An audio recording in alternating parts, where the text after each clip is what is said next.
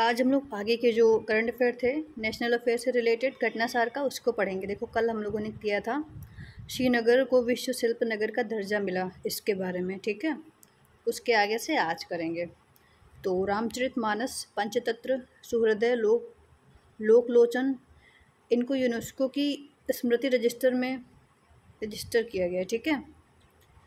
7 से 8 मई 2024 को मंगोलिया के उलान बटोर में आयोजित एशिया और प्रशांत क्षेत्र के यूनेस्को की विश्व स्मृति समिति की 10वीं आम सभा इस क्षेत्र में 20 दस्तावेज धरोहर को विश्व स्मृति रजिस्टर के हिस्से में मान्यता मिली। तो कितने 20 दस्तावेजों को विश्व स्मृति रजिस्टर के रूप में मान्यता मिली, ठीक है।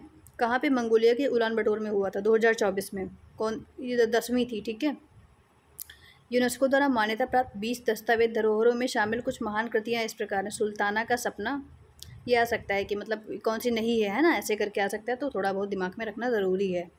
श्री रामचरितमानस, पंचतंत्र विष्णु शर्मा द्वारा रचित है ना, तुलसीदास द्वारा रचित श्री रामचरितमानस, सुहृदय लोचन आनंदवर्धन के द्वारा रचित, ये सब चीज़ें आई हैं इसके अंतर्गत, ठीक है।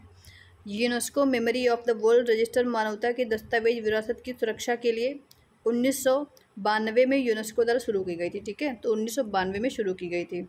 1992 में कुछ और भी हुआ था, है ना, रियो अर्थ समिट, है ना।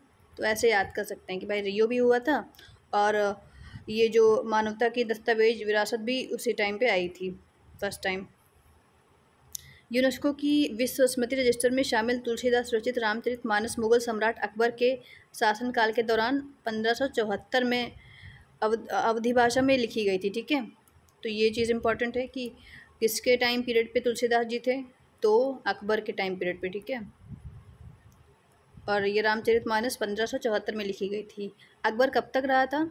आई थिंक 1556 से 1605 तक, ठीक है। तो उसी के टाइम पे था। बाकी ये काफ़ी चीज़ें उतना इम्पोर्टेंट नहीं है। नेक्स्ट न्यूज़ है, भारत लगातार छठे वर्ष वैश्विक इंटरनेट शटडाउन रिपोर्ट में शीर्ष पर है, ठीक है। तो वैश्विक इंटरनेट शटडाउन रिपोर्ट जो है उसमें इंडिया फिर से शीर्ष पे आ गया है।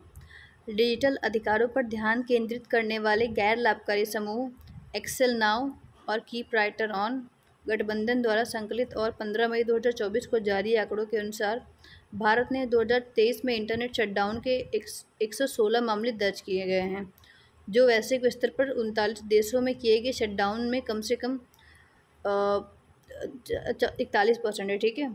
तो भारत में 116 बार लगभग शटडाउन किया गया है, ठीक है। परिणाम स्वरूप भारत अब लगातार छठे वर्ष वैश्विक स्तर पर सबसे अधिक इंटरनेट बंद करने वाला देश बन गया है। तो सबसे मतलब छठे वर्ष सबसे पहले नंबर पे है ये। 2024 की सिकुड़ता लोकतंत्र बढ़ती हिंसा इंटरनेट शटडाउन नामक रिपोर्ट में कहा गया है कि भारत में स्थानीय शटडाउन के बजाय क्षेत्रीय शटडाउन की प्रवृत्ति बढ़ी है, ठीक है। मुख्यतः मणिपुर और पंजाब में सबसे ज़्यादा मणिपुर में शटडाउन है, क्योंकि मणिपुर में हम लोगों ने देखा था कि कैसे डिफरेंट ट्राइबल जो थी, है ना, नागा टाइप, इस टाइप की जो ट्राइब्स थी उनमें लफड़े काफ़ी मचे थे, तो इसलिए वहीं पे सबसे ज़्यादा होगा हूती वगैरह। नेक्स्ट है 2023 में म्यांमार में सेकंड नंबर पे म्यांमार रहा है, ठीक है। थर्ड नंबर पे ईरान रहा है। नेक्स्ट ये है टॉपिक, ये भी इम्पॉर्टेंट है काफ़ी ज़्यादा। भारतीय वायुसेना भीष्म पोर्टेबल अस्पताल का सफल परीक्षण किया। देखो अभी इस टाइम पे यूक्रेन गए थे हमारे राष्ट्र के प्रधानमंत्री, उन्होंने वहाँ पे यूक्रेन में भीष्म पोर्टेबल अस्पताल दिए थे उनको कि भाई ह्यूमैनिटेरियन असिस्टेंट के तौर पे इसको रख लो, इसका यूज़ करो, है ना। तो वो चीज़ है ये। भीष्म पोर्टेबल अस्पताल को पैराशूट की मदद से आकाश से धरती पर उतारने का एक सफल परीक्षण वायुसेना द्वारा आगरा के मलपुरा डॉर्पिंग जोन 14 मई 2024 को किया गया। इसके लिए पैराशूट का विकास आगरा स्थित हवाई वितरण अनुसंधान एवं विकास प्रतिष्ठान द्वारा ही किया गया, ठीक है। किसी भी आपातकालीन स्थिति में दुर्गम क्षेत्रों में पीड़ितों को चिकित्सकीय सहायता उपलब्ध कराने के लिए सहयोग, हित एवं मैत्री के लिए Bharat health initiative Bhishma portable अस्पताल का विकास स्वास्थ्य मंत्रालय, रक्षा मंत्रालय द्वारा संयुक्त रूप से किया गया। तो स्वास्थ्य मंत्रालय जो है और जो रक्षा मंत्रालय, देखो स्वास्थ्य मंत्रालय का मतलब भाई ये स्वास्थ्य संबंधित सेवाएं प्रदान करेगा, और दूसरा क्योंकि मेनली ये जो आर्मी डिफेंस ये जो लोग हैं क्रिटिकल सिचुएशन में उनके लिए बना है ना, क्योंकि नॉर्मली तो अगर कोई बीमार होगा तो अस्पताल जा सकता है, बट उस सिचुएशन में वहाँ पे दिक्कत आती है अस्पताल जाने में, तो वहाँ ये काम करेगा। ठीक है। देश में ही विकसित क्यूब के आधार के इस पहले पोर्टेबल अस्पताल को विशेष शक्तिशाली पैराशूट की सहायता से विमान या हेलीकॉप्टर अथवा ड्रोन की से कहीं भी सुदूर दुर्गम इलाके में उतारा जा सकता है। इसकी सहायता से एक साथ लगभग 200 लोगों की चिकित्सकीय सहायता उपलब्ध कराई जा सकती है। तो कितने लोगों की? 200 लोगों को चिकित्सकीय सहायता है, मतलब एक से उपलब्ध कराई जा सकती है। फिर क्या है? पैराशूट की सहायता से भीष्म को ज़मीन पर उतारने का परीक्षण जो भारतीय सेना द्वारा किया गया अपनी तरह का यह पहला परीक्षण था। ठीक है, मतलब फर्स्ट टाइम पे ऐसा हुआ कि पैराशूट से कुछ उतर रहा है और उससे हेल्थ केयर मिल रही है। इसके तहत 720 ग्राम वजन के पोर्टेबल अस्पताल भीष्म को वायुसेना के AAN 32 विमान के पैराशूट की मदद से आगरा के पैराड्रॉपिंग जोन में 15 फुट की ऊंचाई से उतारा गया था। ठीक है। लोहे की फ्रेम से ढके भीष्म अस्पताल में शामिल 36 विभिन्न क्यूब बॉक्सेस में एक्सरे, खून की जांच, मतलब 36 विभिन्न क्यूब बॉक्सेस थे, उसमें ये सब चीज़ें, एक्सरे, खून की जांच, इन सब चीज़ों से related weapons, I mean equipment थे। ठीक है। उसके बाद में नेक्स्ट है वनाग्नि रोकने के लिए उत्तराखंड का पिरुल लाओ पैसा कमाओ मिशन, पैसा पाओ मतलब मिशन बनाया गया है।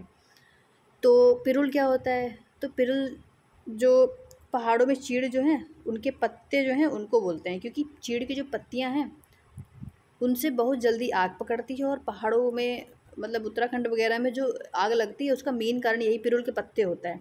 इसलिए उनकी सरकार ने ये बनाया कि भाई पिरुल लाओ और पैसे कमाओ। तो यह मिशन उत्तराखंड के रुद्रप्रयाग जिले से शुरू किया गया। मिशन के तहत पिरुल कलेक्शन पर 50 रुपये किलो के हिसाब से पिरुल खरीदा जाएगा, मतलब 50 रुपये देंगे जब तुम 1 किलो पिरुल बेचोगे। वो चीज़ है। कहाँ से शुरू हुआ? रुद्रप्रयाग से, है ना, रुद्रप्रयाग, ये चीज़ हो गई। फिर क्या है? इस मिशन का संचालन पॉल्यूशन कंट्रोल बोर्ड द्वारा किया जा रहा है। तो पॉल्यूशन कंट्रोल बोर्ड इसके द्वारा किया जा रहा है, क्योंकि जब धुआं जलता है, आग लगती है, तो पॉल्यूशन भी काफ़ी होता है, कार्बन डाइऑक्साइड, अन्य गैसें जो हैं आ जाती हैं, जिसके कारण पॉल्यूशन हो जाता है। तो पॉल्यूशन कंट्रोल बोर्ड के द्वारा इसको शुरू किया गया है। इसकी उत्कृष्ट ज्वलन क्षमता के कारण उत्तरकाशी जिले के चकोरी धनारी गांव में पिरुल के उपयोग से बिजली उत्पादन, मतलब कितना अच्छा ये चीज़ है। देखो, पिरुल के उपयोग से ही वो लोग बिजली उत्पादन कर रहे हैं, तो नहीं कि प्रॉब्लम को सल्यूशन बना लो वाली चीज़। नेक्स्ट टॉपिक क्या है? भारत विश्व का तीसरा सबसे बड़ा सौर ऊर्जा का उत्पादक बना है। तो 8 मई 2024 को यूके स्थित अंतर्राष्ट्रीय ऊर्जा विश्लेषण एजेंसी एम्बर, ये अंतर्राष्ट्रीय ऊर्जा विश्लेषण एजेंसी है जिसका नाम एम्बर है।